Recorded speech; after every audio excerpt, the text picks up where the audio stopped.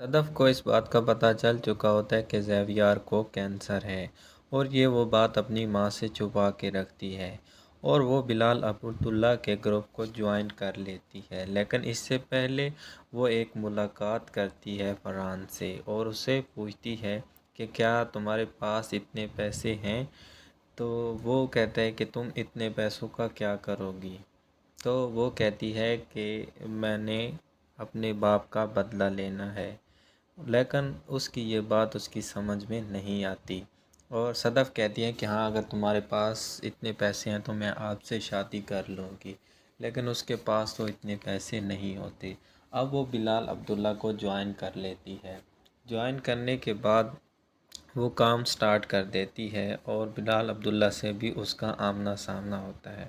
بلال عبداللہ جب اسے دیکھتا ہے تو بہت ہی خوش ہوتا ہے اور اس کے دل ہی دل میں آواز آ رہی ہوتی ہے کہ یہ ایک بہت ہی اچھی لڑکی ہے اور بہت پیاری سمجھدار سی ہے، اور وہ اس کی تعریف کرتا ہے کہ اچھی لڑکیاں بہت ہی رازدار ہوتی ہیں۔ اور بلال عبداللہ پوچھتا ہے کہ پہلے آپ نے جوائن کرنے کے لیے انکار کیا تھا، اور اگر آپ یہ بات بتانا چاہیں کہ آپ نے کیوں جوائن کیا ہے؟ تو اس پر صدف کہتی ہے کہ مجھے 10 کروڑ روپے کی رقم چاہیے۔ تو بلال عبداللہ کہتے ہیں کہ مل جائے گی، آپ کو پریشان ہونے کی ضرورت نہیں ہے، لیکن صدف بہت ہی پریشان ہوتی ہے۔ جب وہ اس سے پیسے مانگتی ہے تو اسے تھوڑا عجیب سا فیل ہوتا ہے، لیکن اس سے تو اپنے بھائی کی زندگی بچانی ہوتی ہے، اور جیسے وہی جوائن کرتی ہے تو 2-3 دن بعد زیویار کو دوبارہ کینسر کا دورہ پڑتا ہے اور اس کی طبیعت بہت ہی خراب ہو جاتی ہے، اور پھر وہ بلال عبداللہ سے پیسوں کا مطالبہ کرتی ہے۔